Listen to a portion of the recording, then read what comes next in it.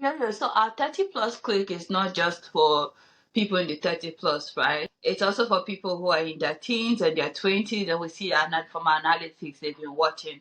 So I guess if you were to give advice to young people who are coming up about relationship and what they should know from the vantage point, of course, of the 30 plus clique community, what would that be? Well, I think I should start from the 30s and 20s before I get to the teens, because when I was in my teen, I did not ever have anybody talk about relationship. All I knew was to go to church, do Miss Choir practice. Did you read your Bible today? So I knew there was boyfriend and girlfriend, but nobody ever had that conversation, right?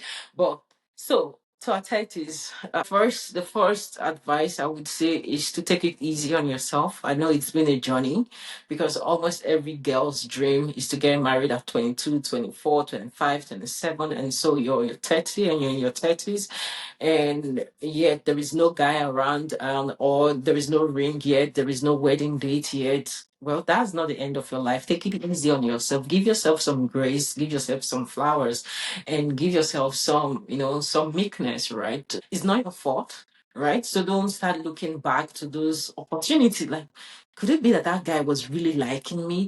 Was there something I did not do well? Was there something I did wrong in that relationship? It is spilled milk. Whether it was your fault or not your fault, it is spilled milk. So leave it. Okay, so give yourself that grace to find courage to move on, find courage to cover the past, find courage to just swipe it over and have a plain heart, right?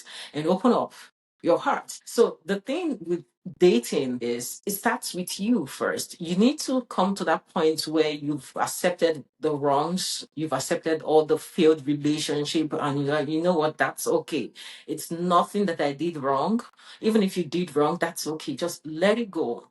And there should not be any connection. This person sticking around me looks like, no, that's okay. He's himself. So see him for who he is. And if there is no one, keep looking onto Jesus, and that guy is coming. And if you're in your 20s, well, I was having a conversation with somebody last week. Is it last week or the upper week? I was like, yes. There are different ways to find husbands. One, some people will pray on their knees. The Lord will reveal the name of the spouse to them. The Lord will even go far to, like, if you go to this place, you're going to meet this person.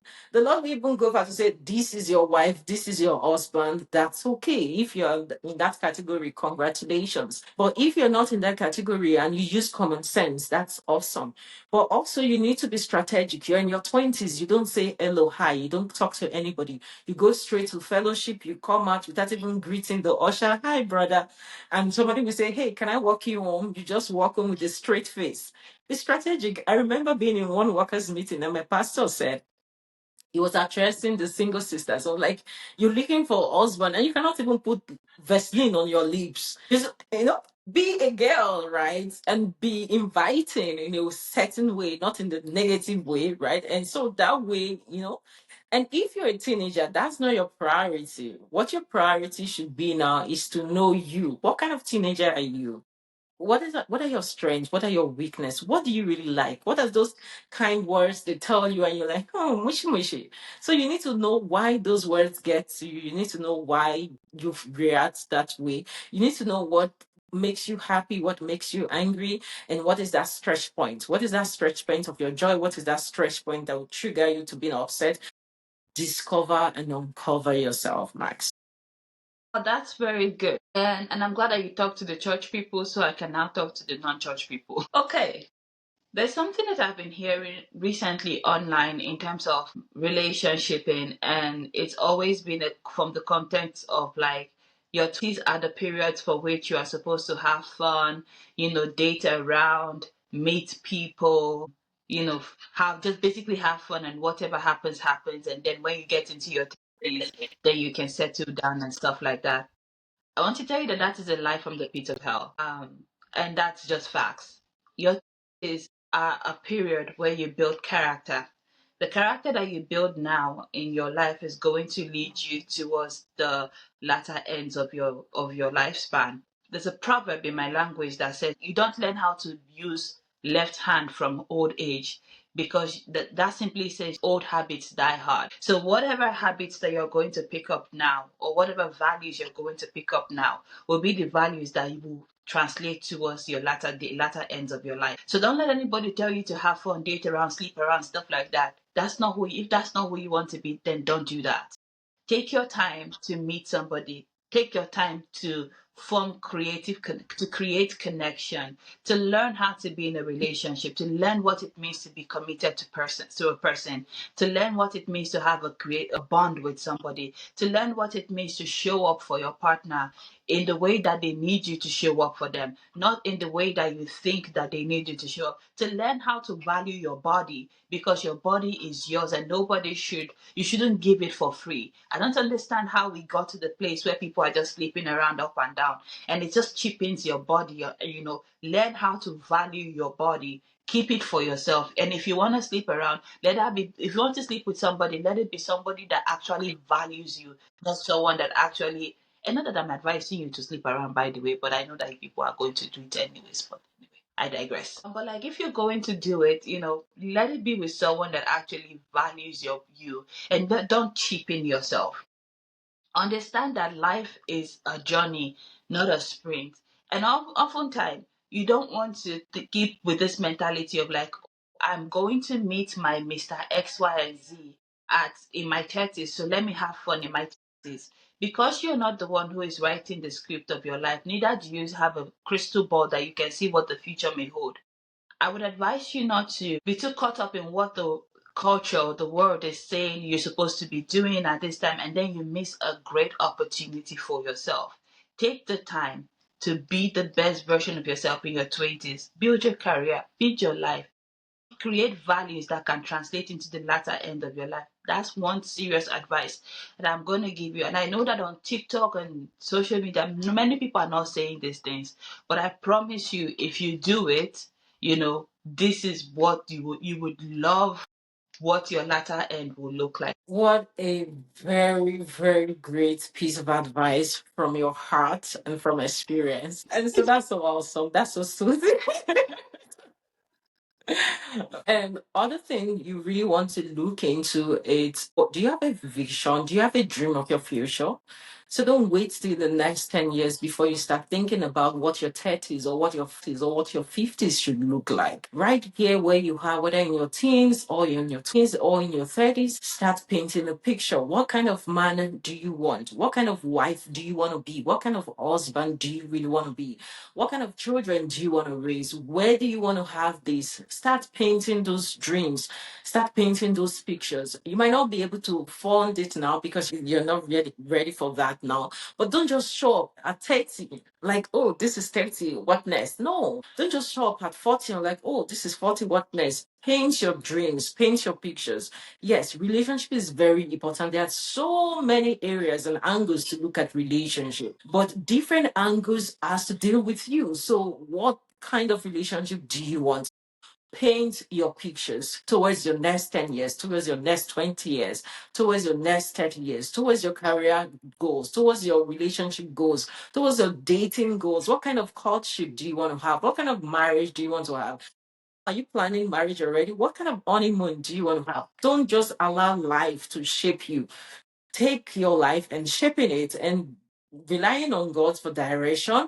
You would definitely have a better tomorrow. That's good. And speaking of better tomorrows, we also on 30 Plus Click are looking forward to a better tomorrow. And that also begins with you subscribing to this channel, because that will ensure that we grow on this channel and our tomorrow is bright. So if you can, please, if you've watched unto this point, please click the subscribe button. It's the big red button and it's free. We don't charge for it, right? It's free, and we give out advices and commentary that we think will help you. And the fact that you've watched up to this point says that you're very much interested in what we're doing on this channel. So why not support us by clicking the subscribe button and ensuring that we are able to hit our better tomorrow. Thank you. And now to my advice for you is to don't ignore the red flags. Oh yes.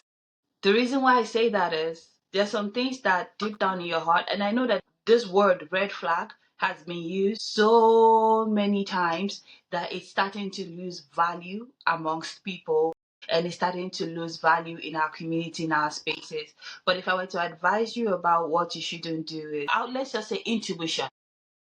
When the guy is good for you, or when the girl is good for you, there's an intuition. There's just a knowing. You know inside your heart, right? I don't want to use the word red flag because people have already bastardized that word, but like there's a knowing that you know that this is a good thing. And when this is something comes up in your relationship that doesn't really sit right with your spirit, you also know. Don't ignore that. Don't ignore that knowing. Intuition is your way, your soul, your spirit man telling you like you're not in a safe space, you're not in a right location. And when you start to get that feeling like something is not adding up, this is not working for me, or like your spirit keeps like when you think about this person or what they did, you're not at peace with it.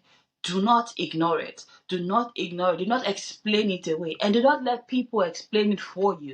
Because if you allow people to, they will explain it in such a way that it makes sense.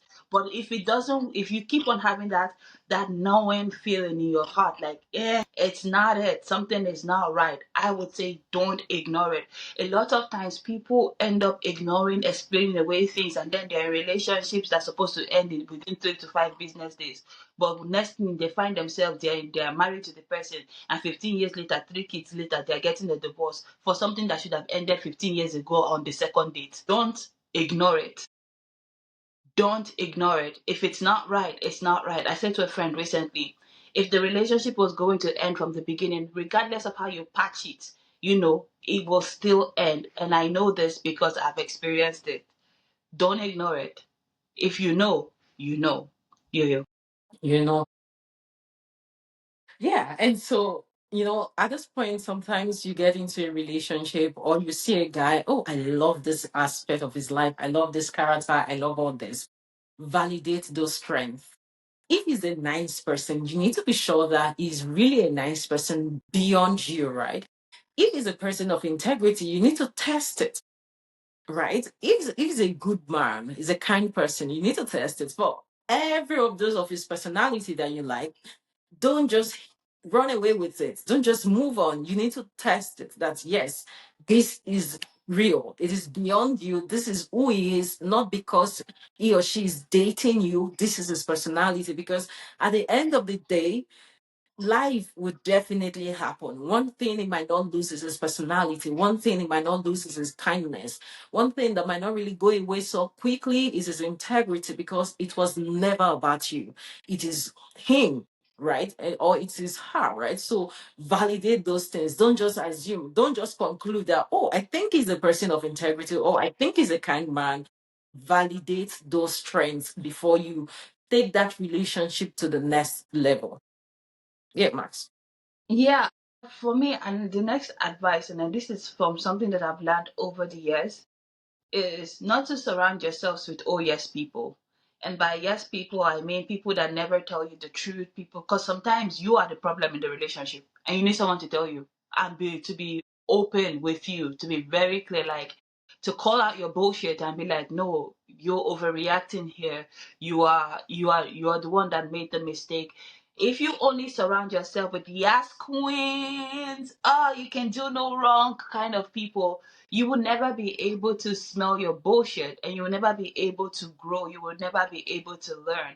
So have people in your corner who are always honest with you, because honesty develops character and you're able to tell yourself the truth. A lot of people are walking around like, oh, he's such a red flag. He's such a you meanwhile you are the red flag. It's you that is the like you are the problem. Then you are the problem in the relationship. You are the problem. You are the one that, but because you are so you've drank the Kool-Aid that other people are selling to you, that you are incapable of seeing your own mistakes or your own lies or knowing, and you've actually believed your own lies to that point actually, that it's very detrimental. So hear me when I say this. You need to surround yourself with people who are honest with you, with people who can be objective with you, who can hold you accountable in love, who can listen to you and say, listen, I love you, but this thing that you just said is full of crap.